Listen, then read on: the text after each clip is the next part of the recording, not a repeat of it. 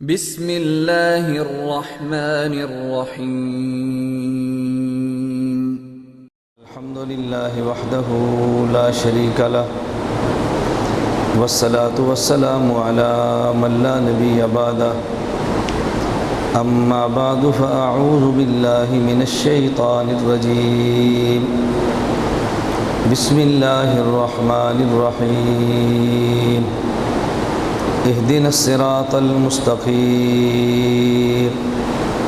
عن علي رضي الله عنه قال سمعت النبي صلى الله عليه وسلم يقول من قال به صدق ومن عمل به أجر ومن حكم به عدل ومن دعا إليه هدي إلى صراط مستقيم اللهم صل على محمد وعلى آل محمد كما صليت على إبراهيم وعلى آل إبراهيم إنك حميد مجيد اللهم بارك على محمد وعلى آل محمد كما باركت على إبراهيم وعلى آل إبراهيم انک حمید مجید۔ معزز علماء کرام، میرے نہایت واجب الاحترام بزرگوں، مسلک اہل سنت والجماعت سے تعلق رکھنے والے نوجوان دوستوں اور بھائیوں، میں نے آپ حضرات کی خدمت میں سورۃ الفاتحہ کی ایک آیت کریمہ تلاوت کی ہے۔ یہ آیت پڑھ کر ہم اللہ سے روزانہ دعا مانگتے ہیں کہ اے اللہ ہم سب کو صراط مستقیم پر چلا دے۔ اللہ رب العزت ہم سب کو صراط مستقیم پر چلتے رہنے کی توفیق عطا فرمائے۔ میں آج کی مجلس میں آپ حضرات کی خدمت میں اس عنوان پر 3 باتیں پیش کرنا چاہتا ہوں۔ نمبر 1، صراط مستقیم کا معنی کیا ہے؟ نمبر 2، صراط مستقیم کی علامات کیا ہیں؟ اور نمبر 3، صراط مستقیم پر چلیں تو اللہ کی طرف سے انعامات کیا ہیں؟ یہ 3 باتیں آپ حضرات ذہن نشین فرما لیں۔ یہ 3 باتیں جہاں عوام کے لیے سمجھنا ضروری ہیں، اس سے زیادہ علماء کے لیے سمجھنا ضروری ہے۔ بظاہر دیکھنے میں بہت معمولی سی باتیں نظر آتی ہیں، لیکن جب آپ سماعت فرمائیں گے تو آپ کو اندازہ ہوگا اس بات کا سمجھنا کتنا ضروری ہے۔ 3 باتیں۔ نمبر 1، صراط مستقیم کا معنی کیا ہے؟ نمبر 2، صراط مستقیم کی علامات کیا ہیں؟ اور نمبر 3، صراط مستقیم پر چلیں تو اللہ کی طرف سے انعامات کیا ہیں؟ پہلی بات، صراط مستقیم کا معنی کیا ہے؟ ہمارے ہاں اردو زبان میں 3 لفظ استعمال ہوتے ہیں۔ نمبر 1، حد سے گزر جانا، نمبر 2، حد سے اتر جانا، اور نمبر 3، حد پہ رہنا۔ آپ اس کو یاد کرتے رہیں۔ نمبر 1، حد سے گزر جانا، نمبر 2، حد سے اتر جانا، اور نمبر 3، حد پہ رہنا۔ اس کو عربی زبان میں کیا کہتے ہیں؟ حد سے گزر جانا اسے افراط کہتے ہیں، حد سے اتر جانا اسے تفریط کہتے ہیں، حد پہ رہیں اسے اعتدال کہتے ہیں۔ اس کے لیے شریعت میں کون سے لفظ استعمال کرتے ہیں؟ اگر آدمی حد سے گزر جائے الحاد کہتے ہیں، حد سے اتر جائے تو بدعات کہتے ہیں، اور حد پہ رہے تو اہل سنت والجماعت کہتے ہیں۔ میں نے آپ سے شروع میں گزارش کی تھی کہ عوام سے زیادہ علماء کو یہ باتیں سمجھنا ضروری ہے۔ جب میں شروع میں بات کی تو بہت سارے بندوں کو اس پہ تعجب ہوتا ہے، لیکن جب مستقل میری گفتگو اور دلائل چلتے رہیں گے تو آپ خود محسوس فرمائیں گے کہ ان باتوں کا سمجھنا کتنا ضروری ہے۔ تو یہ 3 باتیں سمجھ آ گئی۔ صراط مستقیم کا معنی کیا ہے؟ ایک ہے حد سے گزر جانا، اور ایک ہے حد سے اتر جانا، اور ایک ہے حد پہ رہنا۔ حد سے گزر جائیں حد سے گزر جائیں افراط، حد سے اتر جائیں تفریط، اور حد پہ رہیں اعتدال۔ اور اسے شریعت میں یوں کہتے ہیں، اگر حد سے گزر جائے تو الحاد ہے، حد سے اتر جائے تو بدعات ہے، اور حد پہ رہے تو اہل سنت والجماعت ہے۔ الحاد کا معنی دین میں کمی کرنا ہے، بدعات کا معنی دین میں اضافے کرنا ہے، اور صراط مستقیم اہل سنت والجماعت کا معنی نہ دین میں اضافہ نہ دین میں کمی، جیسے پیغمبر نے دیا ویسے ہی لینا، ویسے ہی پھیلانا، اس کا نام صراط مستقیم اور اہل سنت والجماعت ہے۔ اس پر میں اب مثالیں دیتا ہوں تو آپ کے آنکھ کے سامنے بات کھلے اور عقائد آپ کے سامنے ہیں۔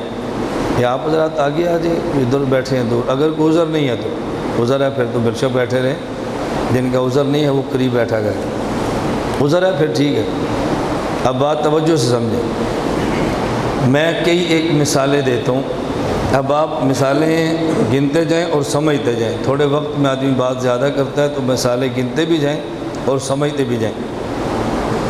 الحاد اور بدعات کے معنی میں ذرا توسیع کریں، میں علماء کے لیے عرض کرتا ہوں، الحاد اور بدعات کے معنی میں تھوڑا سا توسیع کریں۔ کیا معنی؟ عام طور پہ ہم بدعت عملی اضافے کو کہتے ہیں، اور کبھی بدعت اعتقادی اضافے کو بھی کہتے ہیں۔ بدعت کے مفہوم میں توسیع کریں گے تو اس میں عقائد بھی آئیں گے، اس میں غیر ضروری اعمال بھی آئیں گے۔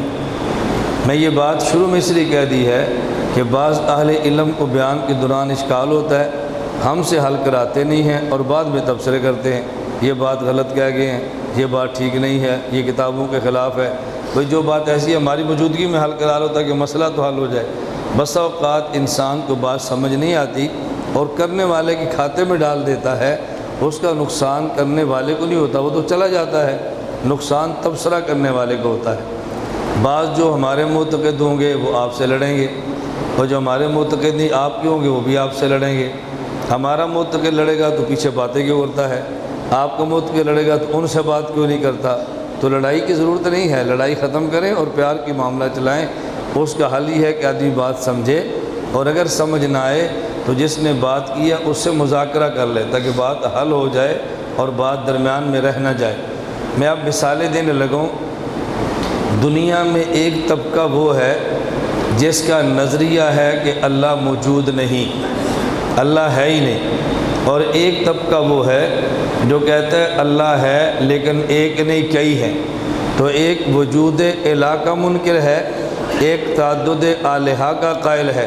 تو جو ایک اللہ کے وجود کا انکار کرے یہ الحاد والا ہے، جو کئی خدا کے وجود کا اقرار کرے یہ بدعات والا ہے، اور جو کئی کی نفی کر کے ایک کا قائل ہو یہ اہل سنت والجماعت والا ہے۔ اسے کہتے ہیں اہل سنت والجماعت۔ نمبر دوسرا عقیدہ، دنیا میں ایک طبقہ وہ ہے جو کہتے ہیں اللہ عرش پر ہے، اللہ ہر جگہ پہ نہیں ہے، اور دوسرا طبقہ وہ کہتے ہیں اللہ بھی ہر جگہ پر ہے، اللہ کا نبی بھی ہر جگہ پر ہے۔ تو جس نے ہر جگہ پہ نہیں مانا اس نے اللہ کو بھی نہیں مانا، اور جس نے ہر جگہ پہ مانا اس نے اللہ کے ساتھ نبی کو بھی مانا۔ تو جو اللہ کو ہر جگہ پہ نہ مانے یہ الحاد والا ہے، جو نبی کو ہر جگہ پہ مانے یہ بدعات والا ہے، اور جو نبی کو مدینہ میں مان کے خدا کو ہر جگہ پہ مانے یہ صراط مستقیم اہل سنت والجماعت والا ہے۔ اب یہ دونوں قسم کے لوگ آپ کے شہر میں ہیں، یہ سرگودے کی بات نہیں میں کرتا، میں بٹخیلہ کی بات کرتا ہوں۔ یہ دونوں آپ کے شہر کے فتنے ہیں، یہ میرے شہر کی بات نہ کھاتے میں ڈالا کرے۔ کبھی لوگ کہتے ہیں ہمارے ہاں تو یہ نہیں ہے، ہمارے ہاں تو یہ نہیں ہے۔ کئی بندے کو تعجب ہوتا ہے۔ میرا مردان بیان تھا تو ایک بات میں مولوی صاحب کہنے لگے یہ جو آپ کہتے ہیں حیات ممات یہ پنجاب کا فتنہ ہے۔ میں نے کہا پنج پیر پنجاب میں ہے؟ کہتا نہیں۔ تو میں نے کہا پنجاب کا فتنہ کیسا ہے؟ امیر تمہارے صوبے کا ہے، فتنہ میرے صوبے کا ہے، کچھ دماغ سے کام لو۔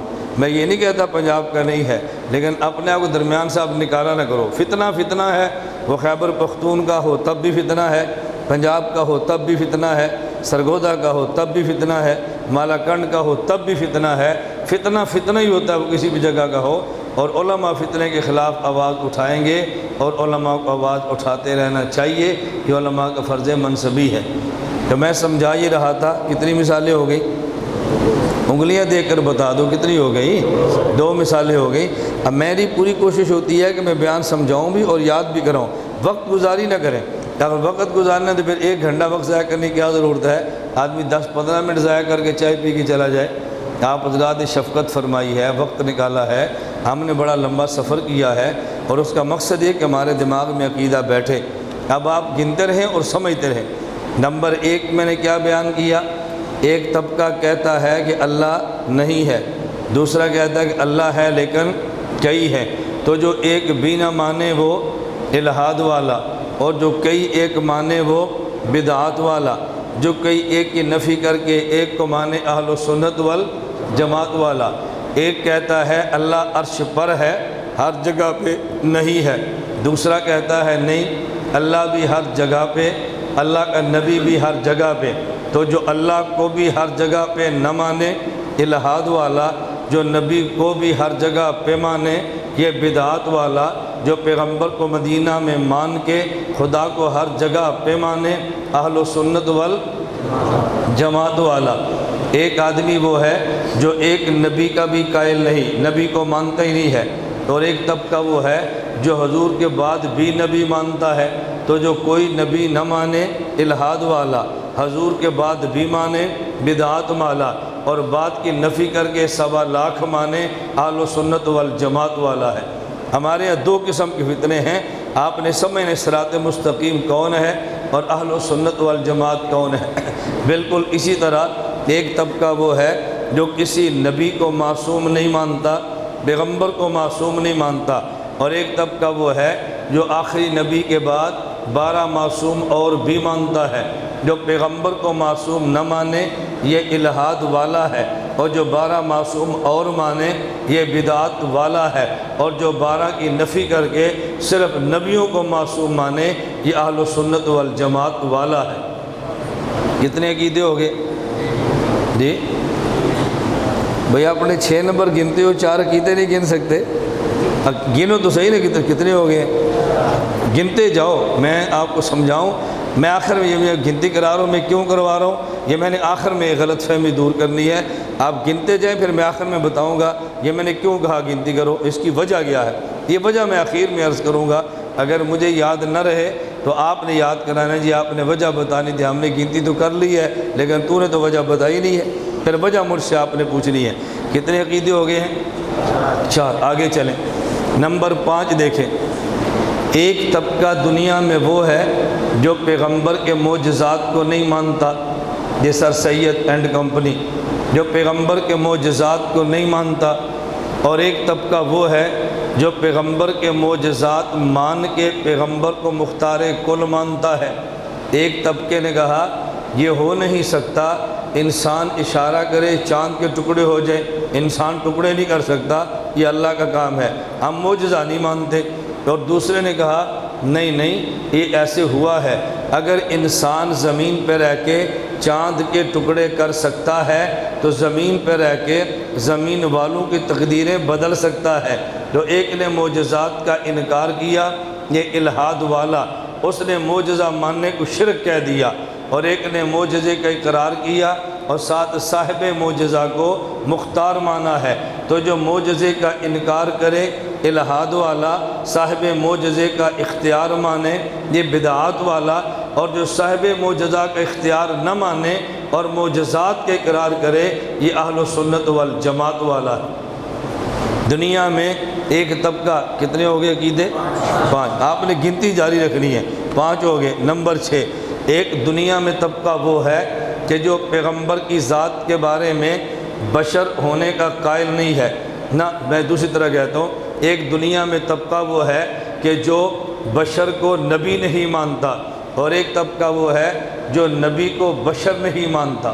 بات سمجھنا، ایک دنیا میں طبقہ وہ ہے جو بشر کو نبی نہیں مانتا، اور ایک وہ جو نبی کو بشر نہیں مانتا۔ دماغ دونوں کا ایک ہے۔ نبوت کے دور میں جو لوگ تھے انہوں نے کہا ان انتم الا بشر مثلنا، تم تو ہم جیسے بشر ہو۔ ان کو کیا ہوا؟ یاکل الطعام ویمشی فی الاسواق، گلیوں میں چلتے ہو، ہماری طرح کھاتے ہو، کبھی بشر بھی نبی ہو سکتا ہے؟ انہوں نے دیکھا، بشر مان لیا، نبی نہیں مانا۔ اور آج کے بندے نے ان کو نہیں دیکھا، نبی مان لیا، بشر نہیں مانا۔ تو ایک طبقہ وہ تھا جس نے بشر نہیں مانا، ایک طبقہ وہ تھا جس نے نبی نہیں مانا، ایک الہاد والا، ایک بدعات والا، اور ایک وہ ہے بشر بھی مانا، نبی بھی مانا۔ یہ اہل سنت والجماعت والا ہے۔ نمبر 7، ایک طبقہ دنیا میں وہ ہے کہ جو پیغمبر کے بارے میں قائل ہے کہ جب نبی دنیا سے چلا جائے، توجہ رکھنا، ایک طبقہ وہ ہے نا، ایک طبقہ وہ ہے جو نبی سے دنیا سے جاتے ہوئے پیغمبر کی موت کا قائل نہیں ہوتا، کہتے ہیں نبی مرتا ہی نہیں ہے، نبی جہان بدلتا ہے۔ اور ایک طبقہ وہ ہے جو موت مانتا ہے لیکن قبر میں بھی مانتا ہے۔ تو جو پیغمبر کی دنیا میں بھی موت نہیں مان رہا، یہ الہاد والا ہے۔ اور ایک طبقہ وہ ہے جو آگے بھی موت مانتا ہے، یہ بدعات والا ہے۔ اور ایک طبقہ وہ ہے جو دنیا میں موت مان لے اور قبر میں حیات مان لے، یہ اہل سنت والجماعت والا ہے۔ ایک دنیا میں طبقہ وہ ہے جو پیغمبر کو قبر میں زندہ نہیں مانتا، اور ایک طبقہ وہ ہے جو قبر میں زندہ ماننے کے ساتھ ہر جگہ پہ زندہ مانتا ہے۔ تو جو قبر میں بھی زندہ نہ مانے یہ الہاد والا ہے، اور جو قبر کے ساتھ ہر جگہ پہ زندہ مانے یہ بدعات والا ہے۔ جو ہر جگہ کی نفی کر کے قبر میں زندہ مانے اہل سنت والجماعت والا ہے۔ ایک طبقہ وہ ہے کہتے ہیں نبی کی قبر پہ جا کے صلاۃ و سلام پڑھو، وہ نہیں سنتے، اور دوسرا طبقہ بٹ خیلہ میں پڑھو پھر بھی سن لیتے ہیں۔ تو جس نے نہیں مانا قبر پہ جا کے بھی نہیں مانا، اور جس نے مانا بٹ خیلہ سے بھی مانا ہے۔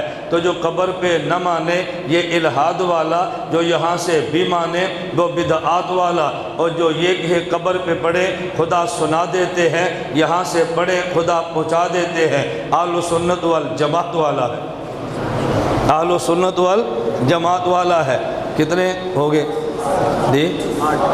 کوئی 7 کہتے ہیں، 8 کہتے ہیں، گنتی 8 ہو گئے، 8۔ اب واپسی گنتی نہیں کرنی، آگے چلنا ہے ہم نے۔ 8 ہو گئے، توجہ رکھنا۔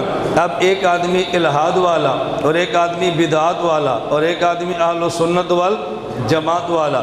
ایک آدمی وہ ہے، توجہ رکھنا، جو پیغمبر کے بعد امام نہیں مانتا، فقیہ نہیں مانتا، مجتہد نہیں مانتا۔ ایک طبقہ وہ ہے جو نبی کے بعد امامت نہیں مانتا، اور ایک طبقہ وہ ہے جو پیغمبر کے بعد امامت بھی مانتا ہے اور امام کو حلال و حرام کی اختیار بھی دیتا ہے۔ جو پیغمبر کے بعد امامت کا قائل نہ ہو یہ ہے الہاد والا، اور جو امامت کے لیے حلال و حرام کی اختیار کا قائل ہو یہ ہے بدعات والا۔ اور جو امام تو مانے لیکن امام کو شارع نہیں، شارح مانے، یہ اہل سنت والجماعت والا ہے۔ اہل سنت والجماعت والا، یہ شارع اور شارح، یہ میں نے کیا کہا ہے اس کو آپ اچھی طرح سمجھیں۔ ہمارے علماء اپنی درسگاہ میں ایک جملہ بولا کرتے ہیں، ہماری اصول کی کتابوں میں، اصول فقہ میں ایک جملہ درج ہے۔ اصول کیا ہے؟ القیاس مظہر لا مثبت۔ اس کا میں نے ترجمہ کیا ہے القیاس مظہر لا مثبت۔ ہمارے یہاں 2 چیزیں ہیں، ایک ہے نص سواد کے ساتھ قرآن اور حدیث، اور ایک ہے قیاس اجتہاد، یہ فقیہ کا ہے۔ تو نص ہوتی ہے پیغمبر کے پاس، اجتہاد اور قیاس ہوتا ہے فقیہ اور مجتہد کے بعد۔ نص کے ذمے مسئلہ بنانا ہے اور قیاس کے ذمے مسئلہ دکھانا ہے۔ نبی نص والا ہے جسے شارع شرع عین والا کہتے ہیں، مجتہد شارع شرع ہا والا ہے۔ تو شارع کا معنی مسئلہ بنانا ہے اور شارح کا معنی مسئلہ دکھانا ہے۔ نص مسئلہ بناتی ہے، قیاس مسئلہ دکھاتا ہے۔ قیاس مظہر ہوتا ہے، نص مثبت ہوتی ہے۔ نص کے ذمے مسئلہ بنانا ہے، قیاس کے ذمے دکھانا ہے۔ نبی مسئلہ بناتا ہے، فقیہ مسئلہ دکھاتا ہے۔ نبی مسئلہ بولو اور فقیہ مسئلہ۔ میں ایک بات آپ سے پوچھتا ہوں، اس سے ایک مسئلہ درمیان میں حل کر لیں۔ غیر مقلد اہل حدیث ہمیں یہ طعنہ دیتے ہیں کہ ہم قرآن حدیث کو مانتے ہیں، فقہ کو نہیں مانتے، اور تم دیوبند والے فقہ کو مانتے ہو، فقہ حنفی کو تم مانتے ہو، ہم نہیں مانتے۔ آپ کیوں نہیں مانتے؟ کہتے ہیں اس لیے کہ ہم بدعت سے نفرت کرتے ہیں، اور فقہ حنفی یہ بدعت ہے، بات کی پیداوار ہے، پیغمبر کے دور میں نہیں تھی، ہم بدعت کو نہیں مانتے۔ اگر کوئی بندہ آپ سے پوچھے، توجہ رکھیں، اگر کوئی بندہ آپ سے پوچھے کہ فقہ حنفی پیغمبر کے دور میں تھی یا نہیں، آپ کیا کہیں گے؟ بولو۔ اب کچھ کہتے تھی، کچھ کہتے نہیں تھی، شک میں پڑ گئے نا۔ جو ہمارے بیان سنتے ہیں انہیں اور کہنا ہے، جو نہیں سنتے اور کہنے ہیں۔ میں نے کہا تھا کہ ہمارا بیان عوام سے زیادہ علماء کے لیے کتنا ضروری ہے، آپ کو بعد میں احساس ہوگا۔ اگر کوئی بندہ پوچھے فقہ حنفی نبی کے دور میں تھی، آپ نے کہنا ہے نبی کے دور میں تھی۔ کیا کہنا ہے؟ بولو نا، کیا کہنا ہے؟ ابھی تھی آپ کی زبان سے پتہ ہے کیوں نہیں نکل رہا؟ دلیل آپ کے سامنے نہیں ہے نا، دلیل آپ کے سامنے نہیں ہے۔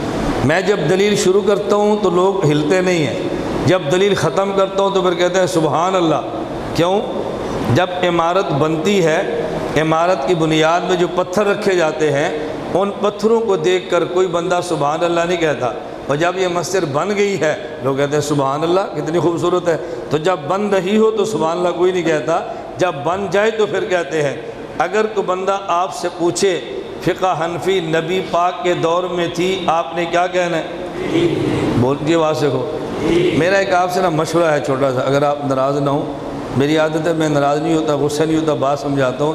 میرا ایک مشورہ ہے، میں 5 منٹ بیان روک لیتا ہوں، آپ سارے دروازہ دیکھ لیں اچھی طرح، جب آپ کی تسلی ہو جائے پھر مجھے کہ بیان شروع کرو۔ آپ بار بار دروازہ دیکھیں گے تو میں ناراض تو نہیں ہوں گا، لیکن مجھے تکلیف ضرور ہوگی۔ مجھے تکلیف اس کی نہیں ہوگی کہ آپ مجھے دیکھتے کیوں نہیں، تکلیف اس کی ہوگی کہ آپ بات سمجھتے کیوں نہیں۔ میں نے گھنٹہ بیان کر لینا ہے، میں نے چلا جانا ہے، آپ کو بات سمجھ نہیں آنی، پھر آپ نے مولوی نعمان بدر کا سر کھانا ہے، پھر آپ نے علماء کا سر کھانا ہے۔ کیا فائدہ اس مولوی کو بلانے کا؟ بات تو سمجھا نہیں سکتا۔ ہم نے 1 گھنٹہ وقت ضائع کیا، بات ہی سمجھ نہیں آئی، کیا فائدہ؟ اب بھائی سمجھ تو تب آئے گی جب آپ سنیں گے، جب آپ ہر آنے والے بندے کو دیکھیں گے تو مسئلہ تو سمجھ نہیں آنا نا۔ اس لیے میں ناراض نہیں ہوتا، میرا مشورہ ہے کہ آپ 5 منٹ سارے دروازے کو دیکھ لو، دائیں بائیں دیکھ لو، ایک دوسرے کو دیکھ لو، باہر جا کر دیکھ لو کوئی اور تو نہیں آ رہا، اور اس کے بعد بات شروع کریں تاکہ آپ کو بات سمجھ آئے۔ ٹھیک ہے یہ؟ اب آپ کہتے ٹھیک نہیں۔ اب میں کہتا ہوں دیکھو، آپ نے نہیں دیکھنا، میں نے کہا نہ دیکھو، آپ نے ضرور دیکھنا ہے۔ یہ بچوں کا کام نہیں ہے، بڑے ہیں آپ لوگ، تو بڑوں کو تو بڑا بن کے بیٹھنا چاہیے نا۔ اگر کوئی بندہ آپ سے پوچھے اللہ کے نبی کے دور میں فقہ حنفی تھی، کیا کہیں گے؟ بولو کیا کہیں گے؟ وہ بندہ آپ سے پوچھے گا امام ابو حنیفہ اللہ کے نبی کے دور میں تھے، آپ نے کہنا ہے نہیں۔ وہ کہے گا جب فقہ اللہ کے نبی کے دور میں تمہارے امام نہیں تھے تو امام کی فقہ کیسے تھی؟ آپ نے فوراً کہنا ہے یہ جو تمہارے پاس بخاری شریف ہے، اس بخاری شریف میں جو پیغمبر صلی اللہ علیہ وسلم کی حدیثیں ہیں، تو جب یہ حدیثیں نبی پاک کے دور میں تھیں، اس نے کہنا جی تھی۔ امام بخاری اللہ کے نبی کے دور میں تھے، اس نے کہنا نہیں۔ آپ نے کہنا جب بخاری نبی کے دور میں نہیں تھے تو یہ پیغمبر کے دور میں حدیثیں کیسے تھی؟ وہ کہے گا حدیثیں اللہ کے نبی کے دور میں تھی مگر لکھ کر امام بخاری نے دی ہیں۔ آپ نے کہنا ہے جب سے حدیث ہے اسی وقت سے حدیث کے نیچے مسئلہ ہے، جب سے حدیث ہے اسی وقت سے حدیث کے اندر مسئلہ ہے۔ تو جس طرح حدیث نبی پاک کے دور میں تھی اور لکھ کر امام بخاری نے دی ہے، اسی حدیث کے نیچے مسئلہ نبی پاک کے دور میں بھی تھا، نکال کے امام ابو حنیفہ نے دیا ہے، نکال کے امام ابو حنیفہ نے دیا ہے۔ یہ جس مسجد میں آپ بیٹھے ہیں اس مسجد کا نام کیا ہے؟ جی مسجد عثمان۔ اس مسجد عثمان کو بنے کتنے سال ہو گئے؟ 15 20 30 25 سال۔ 25 سال کوئی بات نہیں، اس مسجد عثمان کو بنے ہو گئے 25 سال۔ 25 سال سے مسجد بنی ہے، پانی نکل رہا ہے، محلے والے وضو کر رہے ہیں۔ تو جب یہ مسجد عثمان نہیں بنی تھی تو زمین کے نیچے پانی تھا یا نہیں تھا؟ دیکھ لو، جب مسجد عثمان نہیں بنی تھی تو زمین کے نیچے پانی تھا یا نہیں؟ نکلا کب ہے؟ جب مسجد بنی ہے۔ بالکل اسی طرح جب سے حدیثیں ہیں تب سے نیچے مسئلے ہیں، نکلے تب ہیں جب امام ابو حنیفہ آیا ہے۔ تو فقہ حنفی نبی کے دور میں تھی یا نہیں؟ نبی کے دور میں بھی تھی، نکلی تب ہے جب امام ابو حنیفہ آئے ہیں۔ القیاس مظہر لا مثبت، نص مثبت ہے، قیاس مظہر ہے۔ مسئلہ نص نے بنایا ہے اور قیاس نے آگے دکھایا ہے۔ مسئلہ بنانا اور ہے اور مسئلہ دکھانا اور ہے۔ امام ابو حنیفہ رحمۃ اللہ علیہ کو ابن عابدین فتاوی شامیہ میں لکھتے ہیں سراج الامہ، یہ امت کا چراغ ہے۔ چراغ کے ذمہ کام کیا ہے؟ رات 3 بجے اٹھے، اندھیرا تھا، آپ قرآن کی تلاوت نہیں کرتے، الفاظ نظر نہیں آ رہے، لائٹ جلی، تلاوت شروع کر دی۔ یہ جو ٹیوب لائٹ بجلی کے آنے پہ جلی ہے، اس ٹیوب لائٹ نے مسئلہ قرآن کریم کے لفظ بنائے ہیں یا قرآن کے لفظ دکھائے ہیں؟ اس نے بنائے نہیں بلکہ دکھائے۔ پتہ چلا کہ چراغ الفاظ بناتا نہیں ہے، چراغ الفاظ دکھاتا ہے۔ اللہ کے نبی نے مسئلے بنائے ہیں، ابو حنیفہ نے مسئلے دکھائے ہیں۔ اللہ کے نبی نے مسئلے بنائے ہیں، امام ابو حنیفہ نے مسئلے دکھائے ہیں۔ جو مسئلے بناتا ہے اسے شارع عین والا کہتے ہیں، اور جو مسئلہ دکھاتا ہے اسے شارح ہا والا کہتے ہیں۔ شارع ہمارے نبی ہیں اور شارع امام ابو حنیفہ ہیں۔ آپ کے ذہن میں ایک سوال آئے گا، اگر اب نہ آئے تو غیر مقلد نے ڈال دینا ہے۔ آپ نے یہ بات کہنی ہے، اس نے سوال کرنا ہے، وہ آپ سے پوچھے گا اگر مسئلے بنائے اللہ کے نبی نے ہیں اور ہم تمہاری بات مان لیں اور دکھائے امام ابو حنیفہ نے ہے، تو پھر ایک مسئلے پہ امام ابو حنیفہ کی 2 رائے کیوں ہیں؟ امام صاحب کے 2 قول کیوں ہیں؟ تو جب بنایا نبی نے تھا، دکھایا ابو حنیفہ نے ہے، تو ایک مسئلے پہ ایک قول ہوتا نا، پھر ایک مسئلے پہ 2 قول کیوں ہیں؟ ایک مسئلے پہ 2 رائے کیوں ہیں؟ آپ نے سینہ تان کے کہنا ہے، گن گرج کے کہنا ہے، شرمندہ ہو کر نہیں کہنا، سر اٹھا کے کہنا ہے کہ ایک مسئلے پہ امام کے 2 قول ہونے چاہیے، یہ فطرت کا تقاضا ہے۔ وہ کہے گا کیوں؟ آپ نے کہنا ہے جس نبی نے مسئلہ بنایا ہے، جب ایک مسئلے پہ وہ 2 حدیثیں دے گا تو ابو حنیفہ کے ایک مسئلے پہ 2 قول ہوں گے۔ جامع ترمذی اٹھا کے دیکھ لیں، امام ترمذی ایک باب قائم کرتا ہے، اس کے نیچے مسئلہ لاتا ہے، اس کے مخالف باب قائم کرتا ہے، پھر دوسری حدیث لاتا ہے۔ تو جب امام ترمذی ایک مسئلے پہ 2 حدیثیں پیش کریں گے تو پھر مجتہد اگر ایک مسئلے پہ 2 قول پیش کر لے، اعتراض کی بات ہی نہیں ہے۔ مسئلہ بنانے والا 2 حدیثیں دیتا ہے تو مسئلہ دکھانے والا ایک مسئلے پہ 2 قول بھی دیتا ہے۔ اس میں الجھن کی بات کیا ہے کہ میں بتا یہ رہا تھا، یہ بات اچھی طرح سمجھ لیں۔ اور امام ابو حنیفہ یہ امت میں بہت ضروری تھے، امام ابو حنیفہ بہت ضروری تھے، توجہ رکھنا۔ دلائل تو بہت ہے، لیکن میں نے جو ایک عنوان شروع کیا ہے شاید گھنٹے میں وہی پورا نہ ہو، میں پھر درمیان میں باتیں روک لیتا ہوں، لیکن بات ذہن میں رکھ لیں۔ امام ابو حنیفہ کا وجود مسعود بہت ضروری تھا۔ اگر فقیہ کا وجود نہ ہوتا، پتہ ہے امت کو الجھن کیا ہوتی؟ اب بتاؤ، قیامت تک آنے والے انسان کو جتنا پانی چاہیے اللہ نے وہ سارا پانی زمین کے نیچے پیدا فرما دیا ہے یا نہیں؟ ابھی ایک ٹاؤن آپ کے شہر میں بنے تو پانی پیدا کرنا پڑے گا یا پانی پہلے سے ہوگا؟ پہلے سے ہوگا نا۔ اگر 1,00,000 گاڑی اور بن جائے تو ڈیزل پیدا کریں گے یا زمین سے نکالیں گے؟ بولتے جاؤ، پیدا تو نہیں کریں گے نا، بنائیں گے نہیں، نکالیں گے۔ قیامت تک آنے والے انسان کو جتنا پانی چاہیے خدا نے زمین کے نیچے رکھ دیا ہے۔ قیامت تک آنے والی گاڑی کو جتنا پٹرول ڈیزل چاہیے خدا نے زمین کے نیچے رکھ دیا ہے۔ قیامت تک آنے والے جہاز کو جتنا فیول چاہیے خدا نے زمین کے نیچے رکھ دیا ہے۔ بالکل اسی طرح قیامت تک آنے والے امتی کو جتنے مسائل چاہیے اللہ کے نبی نے حدیث کے نیچے رکھ دیے ہیں۔ انسان پیدا ہوتے رہیں گے، انجینئر پانی نکال کے دیتا رہے گا، امت پیدا ہوتی رہے گی، فقیہ حدیث کے نیچے سے مسئلے نکال کے دیتا رہے گا۔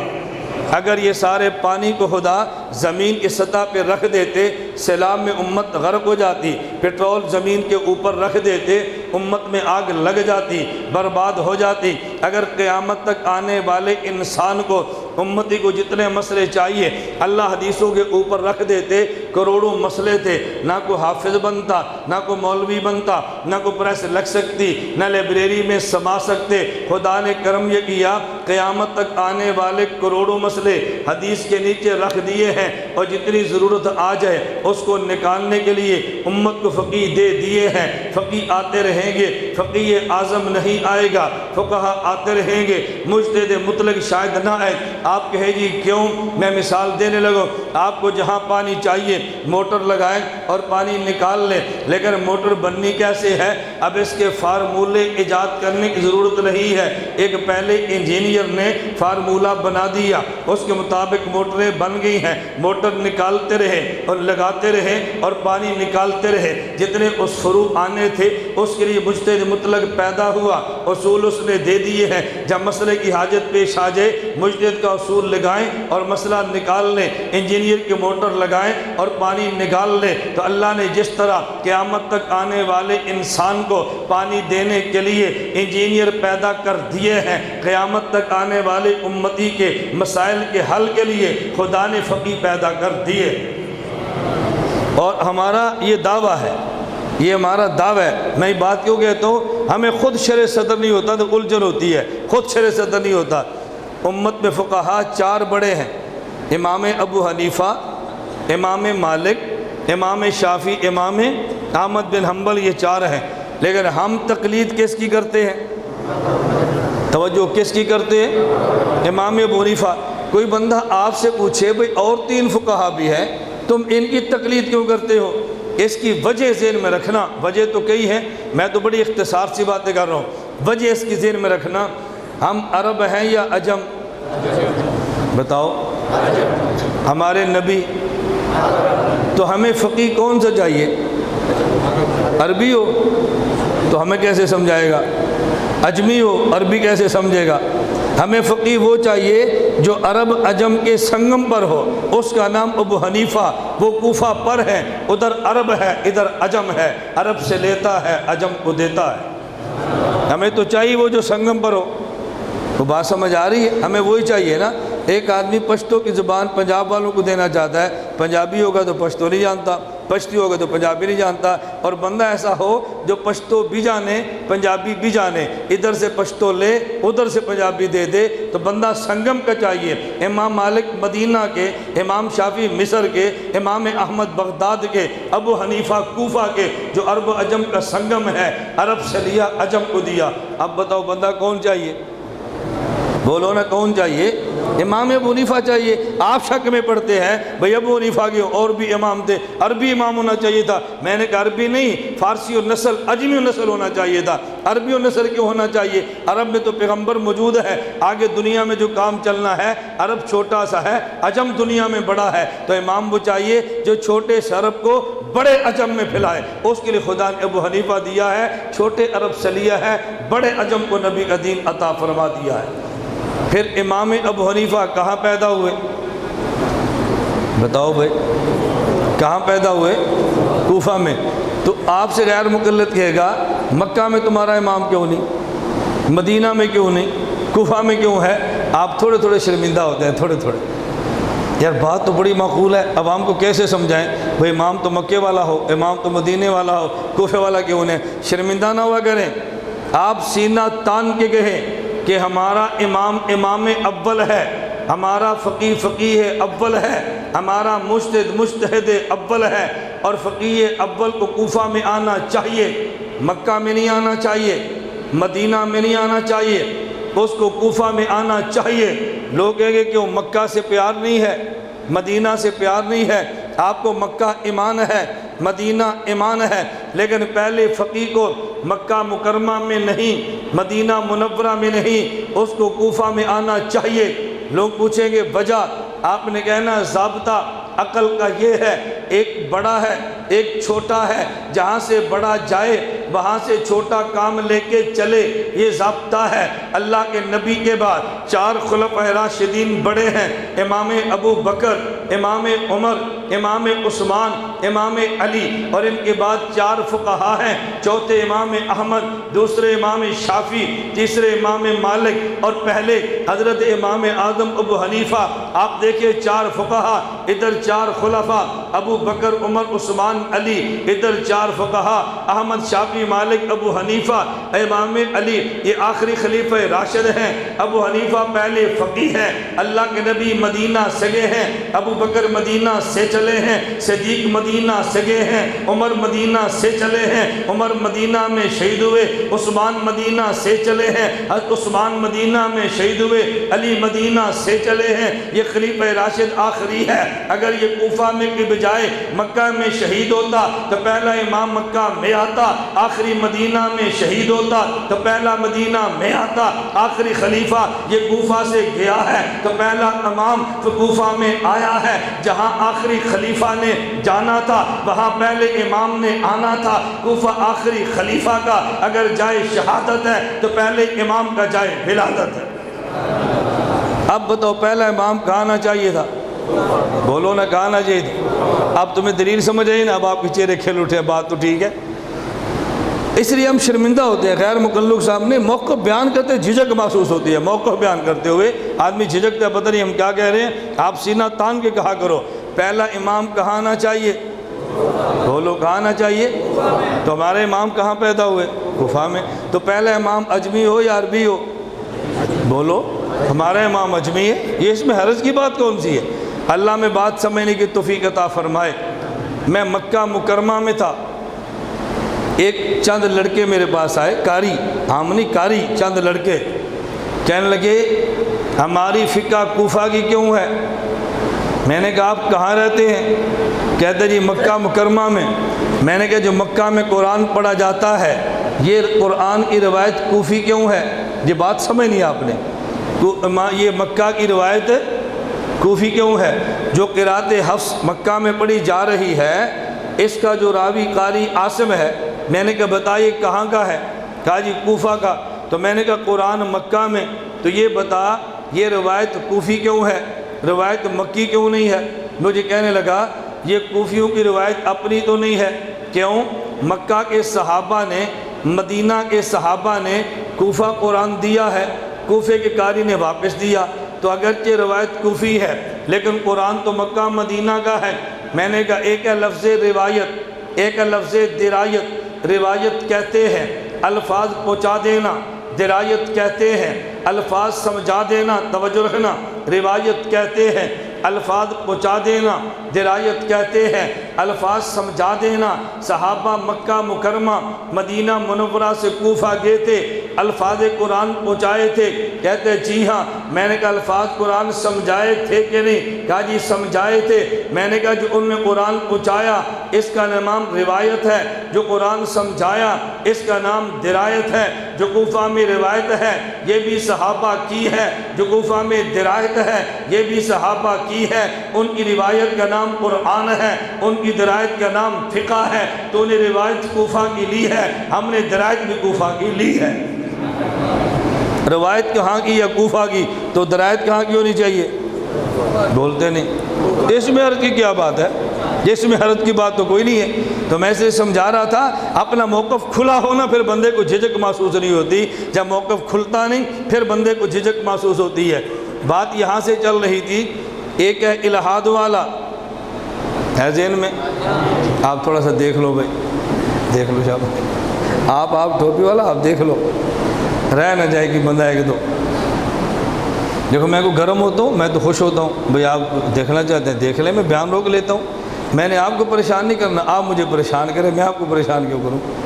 اس لیے آپ دیکھ لیں، کسی اور نے دیکھنا ہے پھر دکھاؤں گا، جب بیان کے دوران آپ دیکھیں گے میں بیان روک دوں گا، میں نے کہنا بھی آپ بھی دیکھ لیں، آپ بھی دیکھ لیں، آپ بھی دیکھ لیں، آپ اپنا شوق پورا کریں۔ ہم تبلیغ والے ہیں، ہم لڑائی نہیں کرتے، ہم جوڑ والے ہیں، جوڑ سے چلیں۔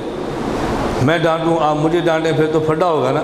پوری دنیا میں کوئی ایسا شہر نہیں ہے کہ میرے جانے پر لڑائی ہو، پوری دنیا میں، اور مشہور ہے کہ بہت پھٹے باز ہے، مشہور ہے لڑائی ہوتی ہے، کبھی بھی لڑائی نہیں ہوتی، کبھی بھی نہیں ہوتی، دنیا کے کسی ملک میں نہیں ہوتی، کسی شہر میں نہیں ہوتی۔ ہم لڑنے والا کام ہی نہیں کرتے، لڑائی کیسی ہوگی؟ اپنا عقیدہ بیان کرنا تو لڑائی کی بات نہیں ہے نا، اس میں حرج کی بات کیا ہے؟ لوگ کہتے ہیں اپنی مسجد میں تم اپنا عقیدہ بیان نہ کرو. میں نے کہا پھر تمہارا بیان کریں. اپنی مسجد میں اپنا عقیدہ ہی بیان کریں گے, تمہارا تھوڑے ہی بیان کریں گے. ہمارے حضرت شیخ تھے حکیم اختر صاحب رحمۃ اللہ علیہ. حضرت ایک بار پنجاب کے ایک شہر میں تشریف لائے. حضرت کا انداز تھا کہ بیان کے دوران شعر بہت پڑھتے تھے, ذوق تھا. تو حضرت نے فرمایا بھی یہ اختر کا شعر ہے. پھر درمیان فرمایا یہ اختر کا شعر ہے, یہ اس پر اختر یوں کہتا ہے. تو ایک بزرگ کے تھے بندہ, اس کو برداشت نہیں ہوا.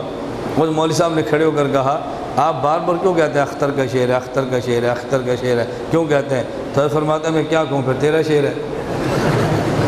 جب ہے یہ اختر کا تو میں نے کہنا نا اختر کا شعر ہے, بھئی آپ برداشت کریے, اٹھ کے نکل جائے یہاں سے. بعض لوگ کہتے ہیں ہم کر بھی نہیں سکتے اور کو کرے تو اس کو برداشت بھی نہیں کرنا. بھئی ایسا تو نہیں نہ ہونا. آدمی یا پاس کرے اور یا پاس کرے اور یا کیا کرے, برداشت کرے. میرا مظفر گڑھ بیان تھا, ایک بندے نے چٹ دی کہ مولانا صاحب تقلید کو مثال سے سمجھائیں. میں نے کہا ٹرالی کے پیچھے لکھا ہوتا ہے پاس کر یا برداشت کر. جو پاس کرے وہ مجتہد ہے, جو برداشت کرے وہ مقلد ہے. اور جو پاس کرنے کی طاقت نہ رکھے, برداشت کرنے کی ہمت نہ رکھے, یہ غیر مقلد ہے. نہ ہماری پگڑی اتروا سکتا ہے, نہ خود باندھ سکتا ہے, اندر ہی اندر جلتا ہے. نہ ہمارا چلا رکوا سکتا ہے, نہ خود لگا سکتا ہے, اندر اندر پریشان ہے. نہ ہماری فضائل مال ختم کرا سکتا ہے, نہ خود تعریف کرا سکتا ہے, اندر اندر پریشان ہے. یہ ہے غیر مقلد. ایسے ہی ہے. اور ایک اور ٹرالی کے پیچھے لکھا ہوتا ہے ہارن دو راستہ لو, لکھا ہوتا ہے نا ہارن دو راستہ لو. یہ میں نے کہا یہ کون ہے؟ میں نے کہا یہ غیر مقلد ہے. کیا مطلب؟ ہارن دو, دلیل دو, ہمیں قائل کرو, کتاب دو, ہمیں قائل کرو. جیسے نے کتاب ادھر کھسکی, میں نے کہا وہ بھی نہیں ہے. اور ایک تیسری ٹرالی ہوتی ہے نہ چھیڑ ملنگا نو. پتہ نہیں آپ کیا ہوتی ہے کہ ہمارے پنجاب میں کیا لکھا ہوتا ہے, نہ چھیڑ ملنگا نو. دنیا جہان اجڑ جائے اور اس میلے مزارات یہ سب ہمیں نہ چھیڑو, بس نہ چھیڑ ملنگا نو. میں نے کہا نہ چھیڑ ملنگا نو یہ تیسرے طبقے کی ہے, ہارن دو راستہ لو یہ دوسرے طبقے کی ہے, پاس کریے برداشت کریے ہماری ٹرالی ہے. بات سمجھ آ رہی ہے؟ ہماری ہے, ہماری ٹرالی پہلے نمبر کی ہے. تو ایک ہے الہاد والا اور ایک ہے عنوان ذہن میں ہے نا. کتنی باتیں ہو گئے تھے عقائد؟ 9. چلے آگے چلے. میں سمجھا یہ رہا تھا ایک نبی کے بعد امام نہیں مانتا, ایک امام مانتا ہے لیکن حلال حرام اختیار بھی مانتا ہے. تو جو نبی کے بعد امام نہ مانے الہاد والا, اور جو امام مانے حلال حرام اختیار دے یہ بدعات والا, اور جو امام مانے امام کو شارع نہ مانے شارح مانے, حلال و حرام کے اختیار نہ مانے حلال و حرام کی تشریح کرنے والا مانے, یہ ہے اہل سنت والجماعت والا. ایک دنیا میں طبقہ وہ ہے جو ولی کو مانتا ہے لیکن ولی کی کرامت کو نہیں مانتا, کرامات کا منکر ہے. تمہیں ملیں گے کرامات کا انکار کرنے والے, کرامات کو نہیں مانتا. اور ایک دنیا میں وہ ہے جو ولی کی کرامت کو مانتا ہے اور ولی سے مانگتا بھی ہے. تو جو ولی کی کرامت نہ مانے یہ الہاد والا ہے, اور جو ولی کی کرامت کو مان کے ولی سے مانگے یہ بدعات والا ہے, اور جو ولی کی کرامت مان کے ولی کے خدا سے مانگے یہ اہل سنت والجماعت والا ہے. ایک ولی کی کرامت نہیں مانتا, ایک ولی کی کرامت مان کے ولی سے مانگتا ہے. تو ولی کی کرامت نہ مانے یہ ہے الہاد والا, ولی کی کرامت مان کے ولی سے مانگے یہ ہے بدعات والا, ولی کی کرامت مان کے ولی کے خدا سے مانگے یہ اہل سنت والجماعت والا. کتنے ہو گئے؟ گنتے رہے نا آپ نے, گنتے رہے. یہ ہو گیا اہل سنت والجماعت والا. آگے چلیں.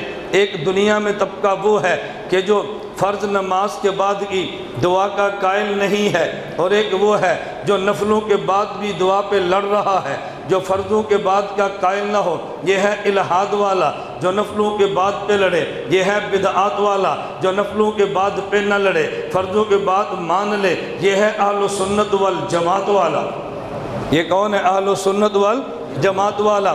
توجہ رکھیں. ایک اور نظریہ, ایک تمہیں طبقہ وہ ملے گا جو 20 رکعت تراویح کو نہیں مانتا, اور ایک وہ ملے گا جو 20 رکعت تراویح کے بعد اجتماعی دعائل پہ ڈٹا ہوا ہے، جو 20 رکعت تراویح نہ مانے یہ ہے الہاد والا، اور جو بعد کی دعا پہ لڑے یہ ہے بدعات والا، اور جو تراویح کے بعد کی دعا پہ اصرار نہ کرے اور 20 رکعت پہ اصرار کرے یہ ہے اہل سنت والجماعت والا۔ تمہیں ایک طبقہ ملے گا جو 2 ہاتھ کے مسافے کا قائل نہیں، ایک ہاتھ سے کرتا ہے، یہ ہے الہاد والا۔ اور ایک طبقہ وہ ہے جو 2 ہاتھ کا مسافہ بھی مانتا ہے اور گھٹنے بھی ٹیک دیتا ہے، یہ ہے بدعات والا۔ جو 2 ہاتھ کا مسافہ نہ مانے الہاد والا ہے، 2 ہاتھ کا مسافہ مان کے گھٹنے ٹیک دے یہ بدعات والا ہے۔ جو 2 ہاتھ کا مسافہ مانے اور گھٹنے نہ ٹیکے اہل سنت والجماعت والا ہے۔ ایک طبقہ تمہیں ملے گا جو پگڑی اور ٹوپی کا قائل نہیں ہے، اور ایک طبقہ ملے گا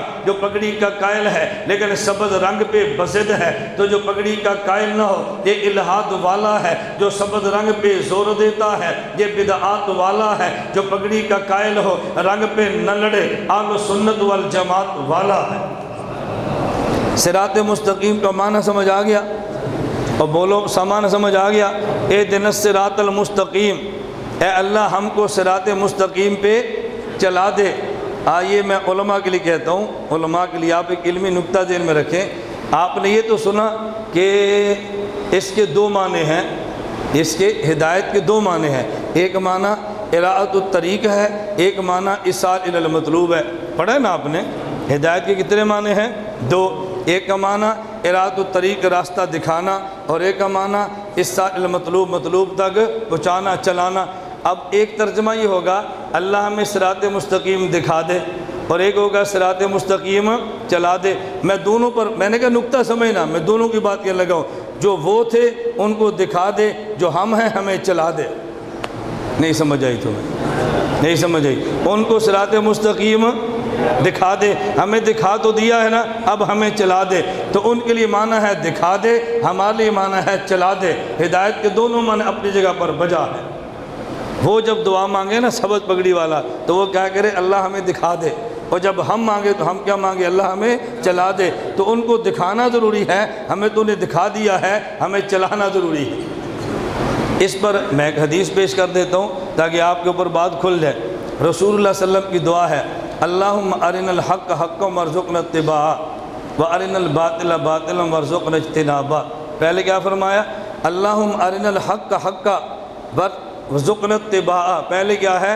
حق دکھا دے، اور پھر جب حق دکھا دے تو پھر اس کو ہمارا رزق بنا دے۔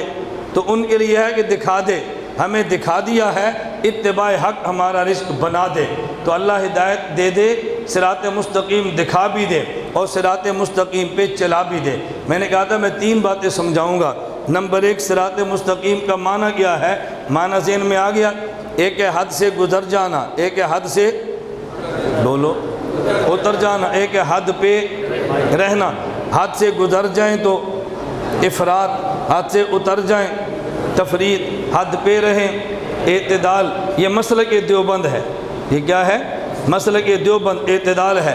حد سے گزر جائیں الہاد، حد سے اتر جائیں تو پھر بدعات، حد پہ رہیں تو پھر اہل سنت والجماعت صراط مستقیم۔ اب بات سمجھیں، میں باقی 2 باتیں چھوڑتا ہوں، پھر ہر بات پہ گھنٹہ لگتا ہے۔ میں اس ایک کو ذرا تھوڑا سا سمیٹتا ہوں اور ایک بات آخر میں کہتا ہوں۔ میں نے کہا صراط مستقیم کا معنی یہ ہے الہاد بھی نہ ہو، بدعات بھی نہ ہو، اہل سنت والجماعت ہو۔ کیا معنی؟ اب مسلک دیوبند یہ ہے، نہ دین میں کمی ہے نہ دین میں اضافہ ہے۔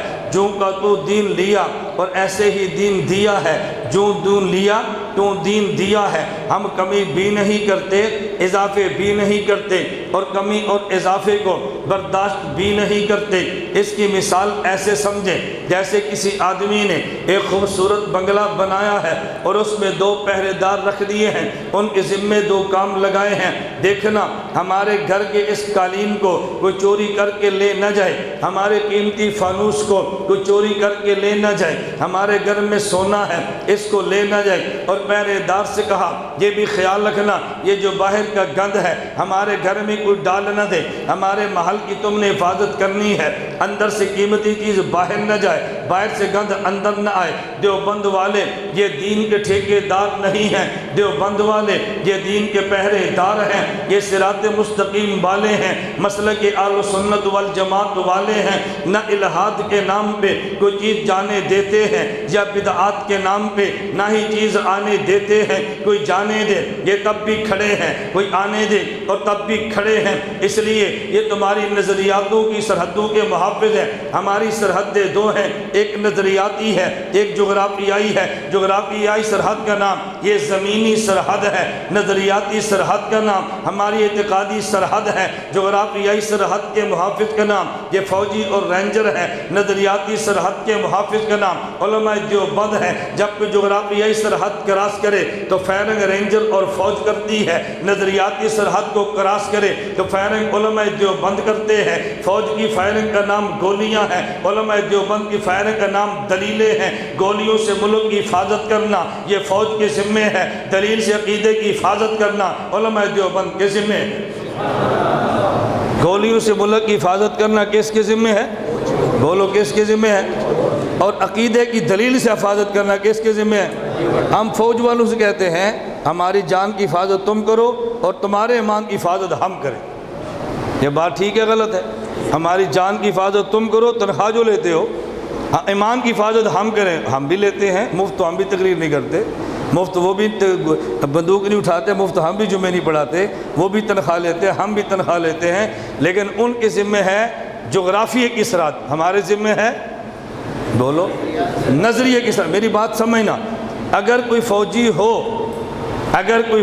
ہو اور جغرافیائی سرحد کی حفاظت کا وقت ہو اور وہ گولی نہ چلائے تو فوج اس کو رکھ لیتی ہے یا سسپینڈ کر کے گھر بھیج دیتی ہے۔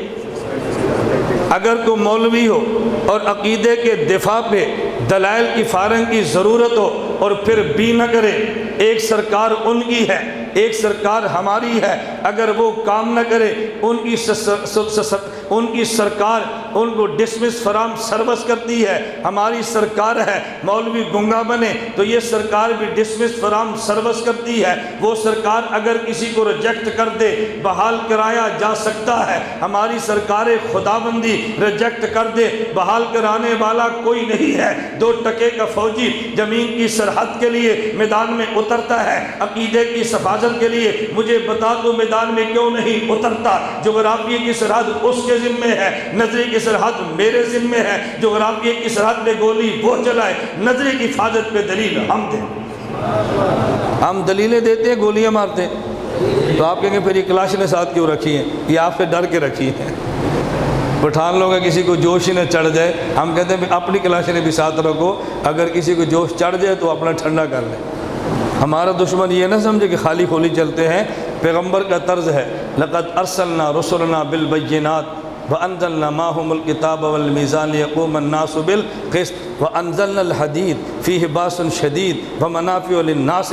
عالم وہ ہوتا ہے کہ جس کے پاس قوت دلیل بھی ہو اور دشمن تنگ کرے تو قوت اسلحہ بھی ہو، یہ دونوں عالم کو پاس رکھنی چاہیے۔ اس کا معنی مارنا نہیں ہے، اس کا معنی کو مارنے والا آئے تو اپنی حفاظت کرنا بھی ہے۔ حفاظت کرنی چاہیے کہ نہیں؟ اپنی حفاظت بھی تو بندے کرنی چاہیے نا، کسی کے رحم و کرم پہ تھوڑا زور دینا چاہیے۔ تو ہمارے ذمہ نظریات کی حفاظت ہے تو ہم نظریات کی حفاظت کریں گے، کرنا چاہیے کہ نہیں؟ میں آخر میں ایک واقعہ سنا کے بات ختم کرتا ہوں۔ کراچی میں ختم نبوت کے دور میں تحریک چلی، محدث بنوری مولانا محمد یوسف بنوری رحمۃ اللہ علیہ اس وقت عالمی مجلس تحفظ ختم نبوت کے امیر تھے، مولانا بنوری رحمۃ اللہ علیہ۔ تو ڈی سی نے مولانا بنوری کو طلب کیا، حضرت نے احتجاج کی کال دی، ختم نبوت کا مسئلہ چل رہا تھا، کال دی، ڈی سی نے طلب کیا، اس نے کہا مولانا کال واپس لو، پر میں نہیں لے سکتا۔ دیکھو محدث آدمی ہے، یہ کوئی میدان کا لڑاکا مولوی نہیں ہے، محدث ہے، خانقاہ کا صوفی ہے، درسگاہ پہ بیٹھ کے بولنے والا، لیکن جب ضرورت آئی نا پھر وہ کیسے ڈٹا ہے۔ مولانا بنوری فرمان لگے احتجاج کی کال واپس نہیں لے سکتا۔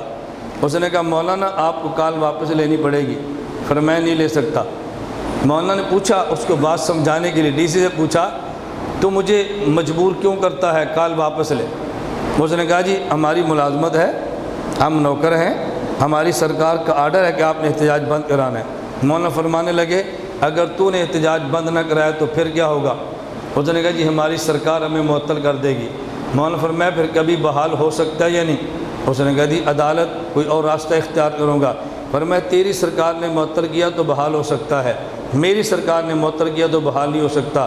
رکوانا تیرے ذمے ہے، کرنا میرے ذمے ہے۔ اپنی سرکار کی نوکری تو کر، مدینے کی سرکار کی نوکری میں کرتا ہوں۔ اپنا اپنا کام کرو، تم بھی کام کرو، ہم بھی کام کرتے ہیں۔ فقیہ اور محدث کو یوں ہونا چاہیے، صوفی کو یوں ہونا چاہیے۔ میں تمہیں لڑنے بھیڑنے کی بات نہیں کرتا، لیکن عقیدے کے میدان میں تمہیں مرد حر بن کے کام کرنا چاہیے۔ عقیدے پر کوئی کمپروغیز نہیں ہے، عقیدے پر کوئی بغیرتی نہیں ہے، عقیدے پر کوئی بے حیائی نہیں ہے۔ ہم عقیدے پر کمپرومائز نہیں کر سکتے۔ قیامت کے دن خدا کا اعلان ہوگا وَامْتَازُوا الْيَوْمَ أَيُّهَا الْمُجْرِمُونَ، مجرم الگ ہو جائیں، دوسرے الگ ہو جائیں۔ جب حشر میں الگ ہونا ہے، یہاں کیوں الگ نہیں ہوتے؟ قیامت کو خدا سے ہم کہہ دیں گے اللہ تیرے پیغمبر کی ذات کے لیے ہم ان سب سے جدا ہیں۔ آج بھی ہم چاہتے ہیں ہمیں باطل کے ساتھ نہ رکھ، اپنے پیغمبر کی ذات کے ساتھ رکھ۔ تو آپ قیامت کو حضور کے ساتھ رہنا چاہتے ہیں؟ بولو، یا کچھ حضور کے ساتھ کچھ دوسروں کے ساتھ؟ تو پھر عقیدہ خالص ہونا چاہیے کہ نہیں؟ بس ہماری آپ کو یہی دعوت ہے۔ ہماری جماعت عالمی اتحاد اہل سنت والجماعت ہے، اور ہمارا کام عقائد کا تحفظ ہے، مسائل کا تحفظ ہے۔ دلائل کے ساتھ کرتے ہیں، لڑائی جھگڑے کے ساتھ نہیں کرتے، قانون ہاتھ میں نہیں لیتے، آئین کو توڑتے نہیں ہیں، اور بلا وجہ روڈ بلاک کر کے اپنا کام نہیں کرتے، صرف قوت دلیل کے ساتھ کرتے ہیں۔ اس لیے ہماری آپ سے گزارش ہے، یہ عقائد سب کی ضرورت ہے۔ آپ جمعیت میں کام کریں، وفاق میں کام کریں، تبلیغی جماعت میں کام کریں، خانقاہ میں کام کریں، تصریفی کام کریں، تدریسی کام کریں، سارے کام کریں۔ اللہ مبارک فرمائے۔ عقیدہ ہر کام کی ضرورت ہے۔ اس لیے میں آپ سے بس دو گزارشیں کرتا ہوں۔ ایک گزارش تو یہ ہے کہ طلباء سے ہم کہتے ہیں کہ جب چھٹیاں ہوں تو 12 کے دن آپ ہمیں دے دیا کریں۔ بٹ کھیلے کا مزاج ہے، رائے بن جاتے ہیں، آپ تبلیغی لوگ ہیں، رستے میں ہمارا سرگودا پڑتا ہے، چلہ رائے بن لگا لیں، چلی چھوٹی سی ہمارے پاس لگا لیں، 12 دن کی چلی ہمارے پاس لگائیں، 40 دن کا چلہ وہاں پر لگائیں۔ آپ کو امت کو ایمان اعمال پہ لانے کا طریقہ بھی آئے گا، اور امت کے ایمان اعمال بچانے کا طریقہ بھی آئے گا۔ ہم نے ایمان اعمال پہ لانا بھی ہے، ایمان اعمال بچانا بھی ہے۔ ایمان اعمال پہ امت فضائل سے آتی ہے، امت بچتی دلائل سے ہے۔ فضائل رائے بینڈ کے ذمے ہیں، دلائل سرگودا کے ذمے ہیں۔ تبلیغی جماعت فضائل والی ہے، عالمی اتحاد دلائل والی ہے۔ وہ ہمارے ہیں، ہم ان کے ہیں۔ ہم توڑ والے نہیں، جوڑ والے ہیں۔ توڑ والے ہیں، جوڑ والے ہیں۔ اب میری جگہ پر کوئی تبلیغ والا ہوتا تو فضائل سناتا یا دلائل سناتا؟ اور میں نے کیا سنائے؟ دلائل۔ ان کا کام فضائل ہے، ہمارا دلائل ہے۔ ان نے لانا ہے، ہم نے بچانا ہے۔ وہ بڑے ہیں، ان کا مرکز بڑا ہے، ہم چھوٹے ہیں، ہمارا مرکز چھوٹا ہے۔ آپ 40 دن وہاں لگائے، بڑے ہیں، 12 دن ہمارے پاس لگائے، ہم چھوٹے ہیں۔ تو دونوں کام کریں گے یا ایک کام کریں گے؟ بتاؤ بھائی۔ تو آپ 12 دن کے لیے تشریف لائیں گے طلباء، اور باقی علماء جو دورہ حدیث میں ہوں وہ تو ہم نے ان کے لیے 1 سال رکھا ہے۔ اس کے علاوہ جو آپ بڑے علماء ہیں، مدرسین ہیں، 12 دن میں اصل تو مدرس تشریف لاتے ہیں، ساتھ ان کے طلباء بھی ہوتے ہیں۔ باقی اس کے علاوہ علماء کسی وقت بھی آپ 3 دن کے لیے، 4 دن کے لیے، 5 آپ جماعت بنا لیں، ہمارے پاس تشریف لے آئیں، ہمیں خدمت کا موقع فراہم کریں، ہم آپ کی خدمت تواضع کریں گے، ساتھ دلائل بھی پیش کریں گے، دلائل سے کام کریں۔ اور دوسری اور آخری گزارش یہ ہے، ابھی دعا کے بعد آپ باہر تشریف لے جائیں، ہمارا باہر سٹال لگا ہوا ہے، اس سٹائل پہ کتب موجود ہیں۔ آپ میں سے ہر بندہ کتب کو محفوظ رکھے، اپنے گھر میں رکھے اور مطالعہ فرمائے۔ فرقہ اہل حدیث، فرقہ بریلویہ، فرقہ مماتیہ، فرقہ جماعت المسلمین، فرقہ سیفیہ، یہ فرقوں کے رد میں کتب موجود ہیں۔ المحنت پر اعتراضات کے جواب کتاب ہے، فقہ حنفی قرآن حدیث کا نچوڑ ہے، اس کا جواب آ گیا ہے۔ اس طرح حسام الحرمین احمد رضا خان، اس پر جواب آ گیا ہے۔ ان کی کنز الایمان تفسیر، اس پر آ گیا ہے۔ ابھی جو ہماری تفسیر عثمانی پر اعتراضات ان نے کیے تھے، انشاءاللہ ثم انشاءاللہ اس سال کے آخر تک اس کے جوابات بھی آ جائیں گے۔ الہدا انٹرنیشنل کا تحقیقی جائزہ بھی آ جائے گا۔ ہر موضوع پہ کتابیں شروع ہیں، تو آپ حضرات پورا سیٹ لے کے اپنے پاس رکھا کریں۔ اگر زیادہ نہ لے سکیں، جو ضرورت تو وہ لیں۔ اور ایک کتاب میری گزارش ہے کہ عوام میں سے ہر بندہ رکھے، اس کا نام ہے نماز اہل و سنت والجماعت، اپنے پاس رکھ لیں، دلائل پاس رکھیں، اپنی نماز کو دلائل سے دیکھیں۔ آپ کا نہیں دل کرتا پڑھنے کو، گھر میں رکھ لیں، جب کوئی تنگ کرے گا کتاب کھول کے اس کو دلیل دے دے۔ اتنا تو آپ کر سکتے ہیں کہ نہیں بھائی؟ دوسری میری آپ سے گزارش ہے کہ آپ حضرات میموری کارڈ لیں اور اس میں دلائل دیکھیں اور پڑھیں۔ مجھے ایک تبلیغ والا ساتھی کہنے لگا کہ مولانا صاحب یہ آپ نے میموری کارڈ بنا کے لڑکوں کو ڈراموں پر لگا دیا ہے، آپ نے ان کو میڈیا پر لگا دیا ہے، یہ آپ نے غلط کام کیا ہے۔ میں نے کہا اس کا میں جواب وہ دیتا ہوں جو حضرت جی مولانا الیاس رحمۃ اللہ علیہ نے دیا تھا۔ کہ وہ کون سا؟ میں نے کہا حضرت جی مولانا الیاس سے کسی نے کہا یہ جو عورتوں کی جماعت کی بات آپ نے شروع کی ہے، عورتوں کا حکم ہے وقرن فی بیوتہن، نہ گھر میں رہیں، آپ نے گھروں سے نکال دیا ہے۔ حضرت جی مولانا الیاس فرمانے لگے میں نے ان کو گھر سے نکالا نہیں ہے، گھر سے پہلے سے نکلی ہوئی ہیں، تو میں نے کہا ادھر نہ جائیں ادھر آ جائیں، بس میں نے نکالا نہیں، نکلی پہلے سے ہیں، تو میں نے کہا ادھر نہ آئیں ادھر آ جائیں۔ میں نے کہا لڑکوں کو میں سینمے پر نہیں لے گیا، میں ان کو ڈرامے پر نہیں لے گیا، فلموں پر نہیں لے گیا، چینل پر نہیں لے گیا، یہ دیکھتے پہلے ہی تھے، تو میں نے کہا کنجر نہ دیکھے مولوی دیکھیں، یہ گناہ نہ دیکھے یہ دیکھ لیں، بس میں نے لگایا نہیں ہے، میں نے کی جگہ بدلی ہے۔ تو حضرت جی مولانا الیاس فرماتے ہیں میں نے عورتوں گھر سے نکالا نہیں ہے، نکلی پہلے سے تھی، میں نے رخ بدلا ہے، تو میں نے ان کو چینل پہ لگایا نہیں ہے، میں نے ان کا رخ بدلا ہے، تو اس میں حرج کی بات کون سی ہے؟ تو ہم نے امت کو ایمان اعمال پہ لانا بھی ہے اور امت کا ایمان اعمال بچانا بھی ہے، ٹھیک ہے؟ لائیں گے نا بھی انشاءاللہ اور بچائیں گے بھی۔ میں ایک بات محبت میں کہا کرتا ہوں، جن کو ہم سے عقیدت ہے ان کو بہت مزہ آتا ہے، جن کو نہیں عقیدت ہوتی وہ تیسرے گیئر میں ہوتے ہیں، میری بات پہ چوتھے گیئر میں آ جاتے ہیں، باقی ہر بندے کا مزاج ہوتا ہے۔ میں نے کہا ایمان اعمال پہ لانے کی تحریک حضرت جی مولانا الیاس نے بین الاقوامی سطح پہ شروع کی ہے، اور امت کا ایمان اعمال بچانے کی تحریک بحمدللہ جس نے شروع کیا اس کا نام بھی الیاس ہے، وہ بھی الیاس تھے، یہ بھی الیاس ہے، وہ حضرت جی تھے، یہ نوکر ہے، ہیں تو دونوں الیاس ہیں نا، اب دونوں کو مان لو اور امت میں توڑ نہ پیدا کرو، امت میں جوڑ پیدا کرو۔ غیر مقلدین کے بارے میں مفید کتابیں کون سی ہیں؟ میں نے پہلے تو آپ کی خدمت میں عرض کیا ہے کہ باہر جتنی کتب پڑھی ہیں غیر مقلدین کے بارے میں، آپ دیکھیں میں تو ساتھ رہ کر پھر رہا ہوں نا، ہم تھیوریوں کے قائل نہیں ہیں، پریکٹیکل لائف ہے ہماری، میں حوالہ دوں گا۔ یہ جو کتابیں ہم ساتھ رکھتے ہیں، بعض حضرات کے ذہن میں ہوتا ہے کہ شاید یہ، بعضوں کے ذہن میں ہوتا ہے شاید یہ بزنس کرتے ہیں پیسے کماتے ہیں۔ میں اگر پوری تفصیل آپ کو بتاؤں نا تو آپ کو سن کر بھی شرم آئے گی کہ ہم کتنا قیمتی دورہ کرتے ہیں، خرچ کتنا کرتے ہیں، کماتے کتنا ہے۔ یہ ہم نے تجارت نہیں کی ہوتی، ہمیں پتہ ہوتا ہے نماز اہل سنت 150 یا 200 کی سرگودا کوئی نہیں جائے گا۔ 70 لاکھ کی گاڑی میں کوئی بندہ سٹال لے کر گھومتا ہے، پاگل ہی ہوگا۔ 60-70 لاکھ کی گاڑی ہو اور اس میں سٹال لے کر گھومتا رہے، یہ پاگل ہی کرتا ہے، عقل مند نہیں کر سکتا۔ میں 7 کتابیں کیوں لے کر جاتا ہوں؟ انہوں نے وہاں پر آنا نہیں، ان کے گھر تک کتاب پہنچاؤ، میموری کارڈ گھر تک پہنچاؤ، رسالہ گھر تک پہنچاؤ تاکہ آسانی سے خرید لیں۔ عام بندہ سمجھتے شاید یہ کاروبار ہے، پتہ نہیں کتنے کروڑوں سے کماتے ہوں گے، آپ کر کے دیکھیں تو آپ کو سمجھ کتنا مشکل کام ہے۔ 2 ہاتھوں سے مسافہ کی دلیل، بہتر تو میں نے آپ سے کہا تھا کتاب لے لیں، سارے مسئلے آپ کے حل ہونے ہیں۔ باقی 2 ہاتھوں سے مسافہ کی دلیل سے بخاری میں ہے، امام بخاری باب قائم کرتے ہیں باب الاخذ بالیدین، اور آگے فرماتے ہیں ترجمۃ الباب میں صافحہ حماد بن زید ابن المبارک بیدیہ، دیکھو یدین 2 ہے، ہی 1 ہے، معلوم ہوتا ہے ایک بندے کے 2 ہاتھ، اسے مسافہ کہتے ہیں۔ کوئی شو نہیں سمجھ آئی؟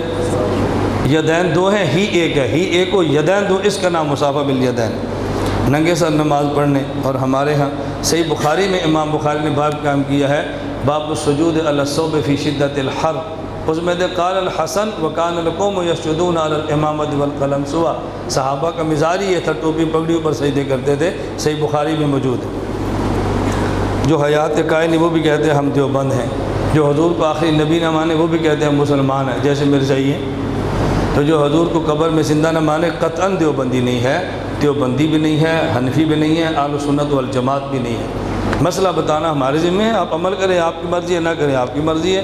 دیوبندی بننے کا شوق ہے، دیوبند والے عقیدے قبول کر لو، کیا ضرورت ہے انکار کرنے؟ کبھی فضائل اعمال پر اعتراض ہے، کبھی حیات الصحابہ پر اعتراض ہے، کبھی تبلیغ جماعت پر اعتراض ہے، اور ہے بھی دیوبند۔ یہ کون سی دیوبند کی قسم ہے ہمیں سمجھ نہیں آ رہی۔ تحفۃ الاشاعہ فی اصول التبلیغ والدعوہ صوابی سے چھپی ہے، مولانا طیب طاہری نے اس پہ تقریر لکھی ہے، 25 دلیلیں اس پہ دی ہے تبلیغی جماعت کے کفر اور شرک ہونے پر۔ یہ اب بھی دیوبندی ہیں۔ فضائل اعمال کے مقابلے میں محقق مستند فضائل اعمال پشتوں میں چھپی ہے، اس پہ تقریر لکھی ہے کس نے؟ مولانا طیب طاہری نے۔ یہ اب بھی تبلیغی جماعت، اب بھی دیوبندی ہے، اور لکھا ہے تبلیغی جماعت مساکین کی جماعت ہے۔ ہمیں ترس آتا ہے ان کے اوپر، یہ من گھڑت اور جھوٹے قصوں پہ بنیاد رکھ کے دین کی کام کرتے ہیں۔ اور میری حسرت تھی، کہتے ہیں میری حسرت تھی کہ کاش کو بندہ اس پہ کتاب لکھتا، اور میرا دل ٹھنڈا کر دیا اس بندے نے کتاب لکھ کر تبلیغی جماعت کے خلاف ہے۔ آپ بھی دیوبندی ہیں، پتہ نہیں آپ دیوبند کسے کہتے ہیں۔ جمعیت علماء اسلام دیوبند کی جماعت ہے، اس کے خلاف سب سے بڑا مضبوط مورچہ خیبر پختونخوا میں پنجپیر ہے۔ یہ کون سی دیوبندیت کی تبلیغ ہو رہی ہے؟ ہماری سمجھ سے باہر ہے۔ آپ کون سے دیوبند کی بات کرتے ہیں؟ بات صاف صاف کریں۔ دیکھیں میرا عقیدہ کھلا ہے، آپ کا عقیدہ کھلا ہے، ساتھ چمٹے مت، چمٹیں پھر عقیدے کا اقرار کریں۔ میں تبلیغ والوں سے کہتا ہوں آپ پورے تبلیغی بنو، ادھورے تبلیغی مت بنو۔ حضرت جی مولانا شیخ زکریا آپ کے تھے یا نہیں تھے؟ بولتے نہیں۔ اور بھئی آپ کے ہیں یا نہیں ہیں؟ تو ان کی ساری کتابیں آپ کی ہیں، کچھ کتابیں آپ کی ہیں، تو یہ کیا آپ نے تماشا بنا رکھا ہے؟ فضائل اعمال کی تعلیم کرائیں گے، فضائل نماز پڑھیں گے، فضائل رمضان پڑھیں گے، فضائل ذکر پڑھیں گے، فضائل قرآن پڑھیں گے، فضائل تبلیغ پڑھیں گے، حکایت صحابہ پڑھیں گے، فضائل درود کاٹ کے الگ کر دیں گے۔ یہ کیا کیا تم نے؟ بازار جاؤ، اس فضائل اعمال کو لو، فضائل درود جس کا حصہ ہو۔ ہم پکے شیخ زکریا کو مانتے ہیں، آدھا مانے آدھا نہ مانے یہ ہم سے نہیں ہوگا۔ فضائل نماز بھی درست ہے، فضائل رمضان بھی درست ہے، فضائل قرآن بھی درست ہے، فضائل ذکر بھی درست ہے، فضائل تبلیغ بھی درست ہے، فضائل درود بھی درست ہے۔ جو نہیں مانتا فضائل درود کو، میں اس کو تبلیغی نہیں مانتا۔ میں کہتا ہوں یہ جھوٹ ہے، فراڈ ہے، یہ گھسا ہے تبلیغی جماعت کے اندر، یہ تبلیغی جماعت کا بندہ نہیں۔ حضرت ایک آدمی پورا قرآن مانے اور ایک آیت نہ مانے، مسلمان ہے؟ شیخ زکریا کی ساری کتابیں مانے، ایک میں نہیں مانتا، تو اس کا مطلب اس کا کچھ عقیدہ گندا تھا، کچھ ٹھیک تھا۔ پھر ہمارا بندہ کیسے ہو سکتا ہے؟ حضرت شیخ زکریا ہمارے بڑے تھے، ہم ان کی فضائل نماز بھی مانتے ہیں، فضائل درود بھی مانتے ہیں۔ مانتے ہیں یا نہیں؟ جو کہتے ہیں مانتے ہیں ہاتھ، جو نہیں کہتے وہ نہ ہاتھ کھڑا کریں، جو مانتے ہیں وہ ہاتھ کھڑا کریں، بس پتہ لگے نا۔ نہ منافقت کرتے ہیں نہ مجبور کرتے ہیں، اندر عقیدہ کچھ ہو باہر کچھ ہو، یہ منافقت ہے۔ حضرت مولانا غلام اللہ خان صاحب رحمۃ اللہ علیہ، میں نے پنڈی میں جا کر کہا، میں نے کہا مولانا غلام اللہ خان صاحب رحمۃ اللہ علیہ نے عقیدہ حیات پہ دستخط کر دیے، وہ حیاتی ہے؟ اب وہ لوگ کہتے ہیں نہیں، اوپر سے کیے، اندر سے نہیں تھے۔ میں نے کہا منافق تھے، موحد تھے، کیسا آدمی ہے تو؟ میں موحد مانتا ہوں تو منافق مانتا ہے؟ نہیں، عقیدہ یہ نہیں تھا، ویسے کر دیے تھے، یہ توحید ہے۔ میں کہتا ہوں نہیں، مولانا غلام اللہ خان رحمۃ اللہ علیہ موحد تھے، جو ان کے دل میں تھا وہ ان کی زبان پہ تھا۔ اب بتاؤ ان کو میں نے مانا یا تو نے مانا؟ بات سمجھ آ رہی ہے؟ آپ ان کو منافق مانتے ہیں، موحد مانتے ہیں؟ بولتے نہیں۔ تو موحد کون ہوتا ہے؟ جس کے دل میں کچھ ہو زبان میں کچھ ہو۔ ہم کہتے ہیں جو دل میں تھا وہی زبان پہ تھا، ان نے صحیح لکھا ہے، دستخط کر دیے۔ یہ کہتے ہیں نہیں، بس حالات کی وجہ سے کیے تھے، عقیدہ یہ نہیں تھا۔ کیا یار تم اپنے بڑوں کو بھی نہیں بخش دے؟ جن کو بڑا مانتے ان کو تو کم از کم بخش دو خدا کے لیے۔ غیر مقلدین کے پیچھے نماز ہوتی ہے، جو آپ نے نمازیں پڑھی ہیں ان کو لوٹانا آپ کے ذمہ ہے۔ آپ اگلی نمازیں پوچھتے ہیں خراب کرنی ہے کہ نہیں، جو آپ خراب کر چکے ہیں ان کو لوٹانا بھی آپ کے ذمہ ہے۔ الحمدللہ رب العالمین والصلاۃ والسلام علی رسولی وعلی آلہ واصحابہ اجمعین۔ اللہ ہم سب گناہوں کو معاف فرما، خطاؤں سے درگزر فرما، جائز حاجات کو پورا فرما، دین کی خدمت کے لیے قبول فرما، زندگی اسلام عافیت والی عطا فرما، موت ایمان اور شہادت والی عطا فرما۔ وصلی اللہ تعالی علی رسول خیر خلقہ محمد و آلہ وصحابہ اجمعین۔